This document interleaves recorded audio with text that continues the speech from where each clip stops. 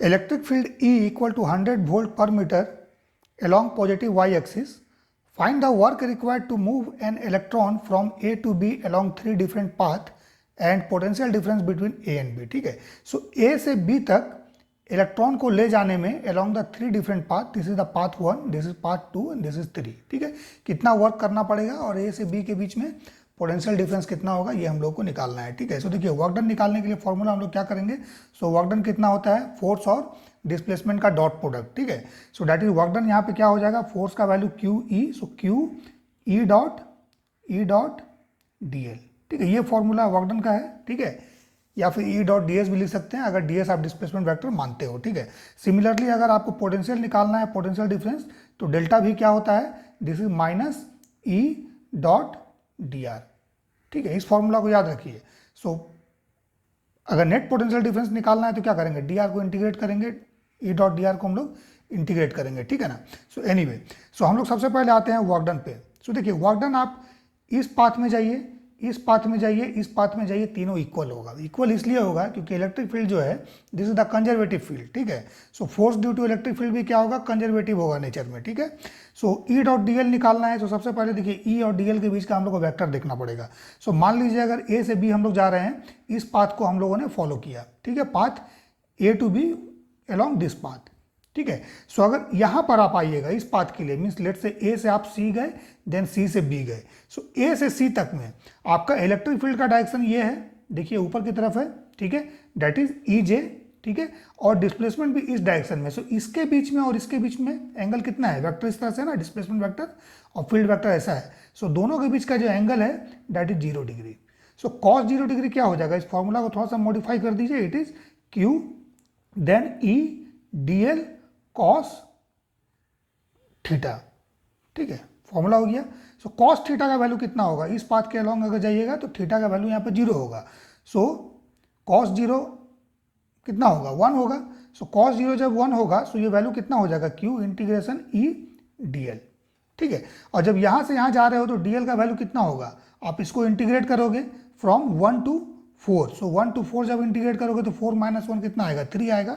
So it is Q E L, और L का value कितना हो जाएगा, 3 हो जाएगा. सो 1.6 इंटू 10⁻⁻⁹ इलेक्ट्रॉन का चार्ज. देन इलेक्ट्रिक फील्ड हो गया आपका 100 वोल्ट पर मीटर, और एल का वैल्यू जो यहाँ पर 3 आएगा, 1 to 4 डिस्प्लेसमेंट कितना हो रहा है, यहाँ पे 1 सेंटीमीटर, यहाँ 4 है. सो 4 - 1 3 सेंटीमीटर. So 3 into 10⁻⁻². ठीक है, सो ये देखिए 10⁻², 10⁻⁻², ये कितना हो जाएगा, 4.8 इंटू 10⁻⁻19 जूल. और यही तीनों पाथ के लिए होगा. ठीक है, सिमिलरली अगर इस पाथ में अगर आइएगा, ठीक है, सॉरी अब यहाँ पर एक्सप्लेन करना छूट गया है. सो सी से बी तक हम लोग जाएंगे तो क्या होगा. सो सी से बी में जब जाइएगा तो देखिए इलेक्ट्रिक फील्ड का डायरेक्शन ऐसा है. ठीक है, और डिस्प्लेसमेंट वेक्टर इस डायरेक्शन में है. ठीक है, सो दोनों के बीच का एंगल कितना हो रहा है, 90 डिग्री.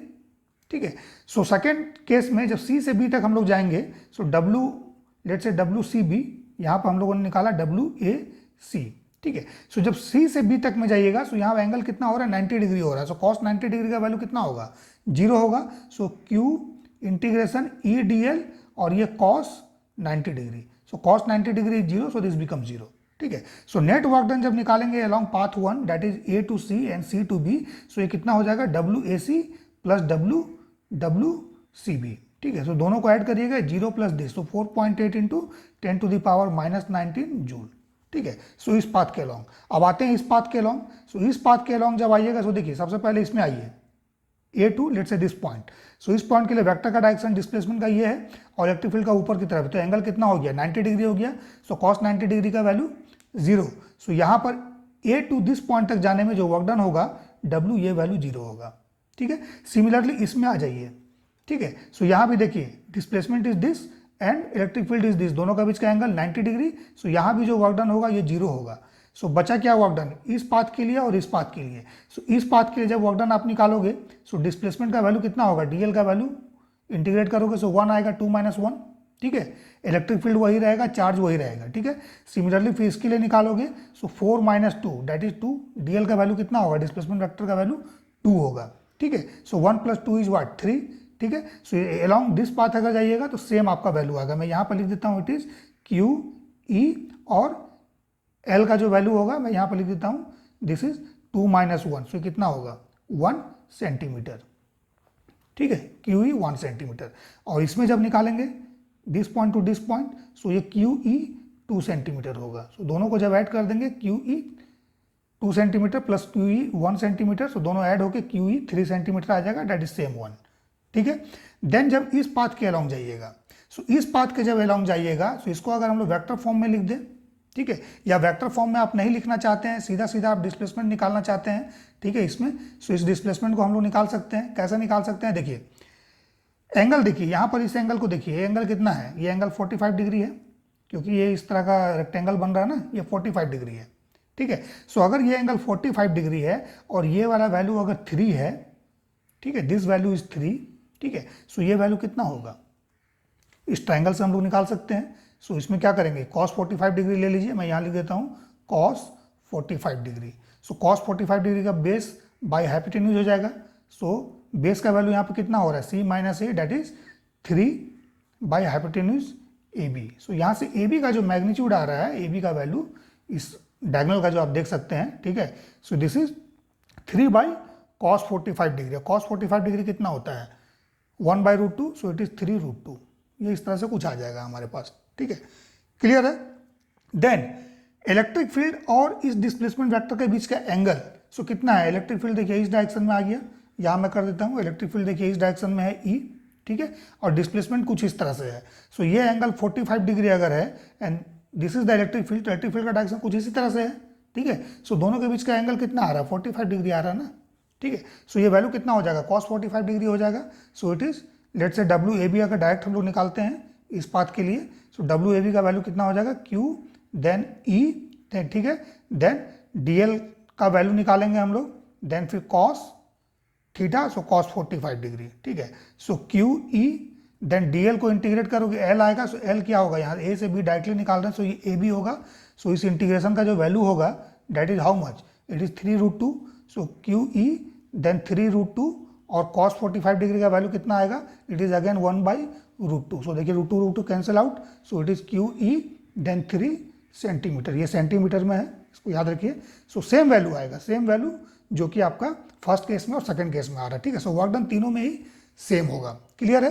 अब आते हैं हम लोग पोटेंशियल पर। सो पोटेंशियल के फॉर्मूला हमने बताया, ये इसको मॉडिफाई कर लीजिए, इट इज E.dl, ठीक है। सो पोटेंशियल भी जब हम लोग निकालेंगे, किसी भी एक पाथ को चूज करिए, आपका पोटेंशियल का वैल्यू सेम आएगा, ठीक है। सो पोटेंशियल का वैल्यू निकालने के लिए मान लीजिए अगर आप इसको यूज कर लेते हो, ठीक है,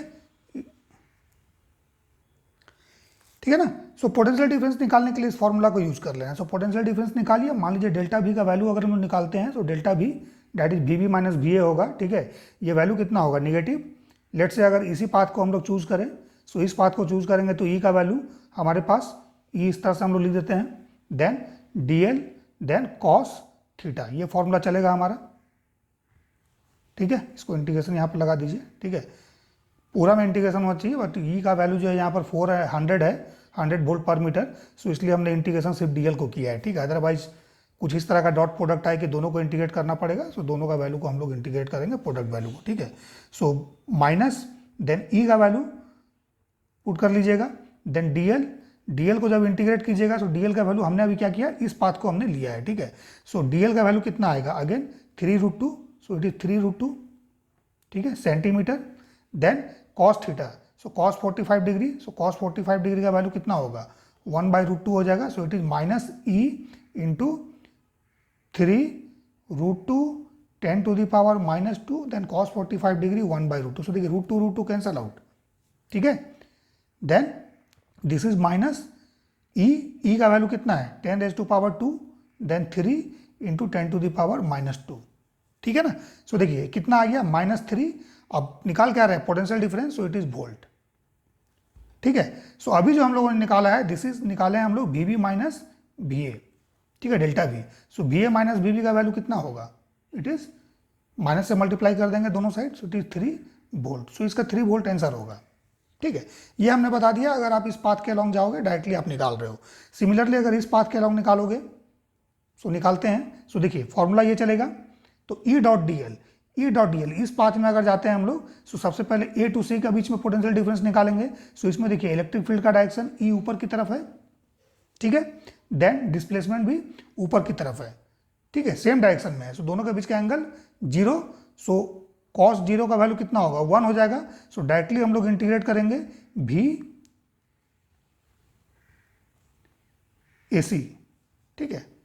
सबसे पहले तो निकलेगा BC माइनस BA, ठीक है, एनीवे। सो BAC का वैल्यू कितना आ जाएगा, इट इज इलेक्ट्रिक फील्ड का value 10 to the power 2, then displacement का वैल्यू, सो डिस्प्लेसमेंट कितना हो गया यहाँ पर 4 minus 1 3 centimetre, so 3 into 10 to the power -2, ठीक है। अब दोनों का बीच का एंगल कितना है 0 डिग्री, सो कॉस 0 डिग्री, ठीक है। सो कॉस 0 डिग्री का वैल्यू 1 और ये कितना हो गया 3 वोल्ट हो गया, ठीक है। देन फिर जब इस पाथ में आएंगे, ठीक है, मीन पोटेंशियल हम लोग निकाल रहे हैं ना, ठीक है, ओके, ठीक है। सो जब C और B के बीच में हम लोग निकालेंगे पोटेंशियल डिफरेंस, सो यहाँ पे देखिए इलेक्ट्रिक फील्ड का डायरेक्शन ये हो गया, displacement vector this one, means दोनों के बीच का एंगल जो है ये 90 डिग्री हो रहा है। सो 90 डिग्री जब होगा, सो कॉस 90 डिग्री का वैल्यू कितना होगा 0 होगा। सो इसलिए potential difference between C and B अगर इस केस में पूछेगा सो 0 होगा, ठीक है। सो नेट पोटेंशियल डिफरेंस अगर आप इस पाथ को फॉलो करते हुए निकालिएगा, so potential difference between C and A, then फिर B एंड C दोनों को ऐड करेंगे, सो इसमें 0 हो गया और इसमें आपका 3 वोल्ट आया। So net potential difference between A and B using path this one, ये कितना होगा this plus this, so that is 3 plus 0 that is 3 volt, ठीक है। सिमिलरली इसमें निकालेंगे हम लोग, ठीक है, देन फिर इसमें निकालेंगे और इसमें निकालेंगे, जोड़ देंगे। सो इसमें भी अगर जब निकालिएगा, सो इस पाथ के लिए पोटेंशियल डिफरेंस आएगा, देन इस पाथ के लिए आएगा, लेकिन इसके लिए और इसके लिए नहीं आएगा, क्योंकि यहाँ पर जो है एंगल दोनों के बीच का 90 डिग्री हो रहा है, कॉस 90 डिग्री 0 हो जाएगा। सो potential difference between this and this point is 0, similarly this and this point is 0, but इस और इस पॉइंट के बीच में पोटेंशियल डिफरेंस आएगा और इसके बीच में आएगा, ठीक है। सो इसके बीच में जब निकालेंगे तो वैल्यू क्या हो जाएगा E इंटू 1, और यहाँ पे कितना आएगा E इंटू 2, ठीक है। सो दोनों को ऐड कर देंगे, नेट पोटेंशियल डिफरेंस इस पाथ में अगर निकालना है, so this potential difference plus this plus this plus this, ठीक है। सो ये वाला तो आपका अभी हमने बता दिया कि 0 है, यहाँ पे भी 0 है, सो इसको ऐड करेंगे, so E into 1 and plus E into 2, so E into कितना आएगा 3 सेंटीमीटर, सो E का वैल्यू 100 और 3 into 10 to the power -2 that is 3 volt, ठीक है। सो किसी भी पाथ को यूज करके हम लोग पोटेंशियल भी निकालेंगे, सो वैल्यू हमारे पास ये 3 वोल्ट ही आएगा, ठीक है, इसको याद रखिए, ठीक है।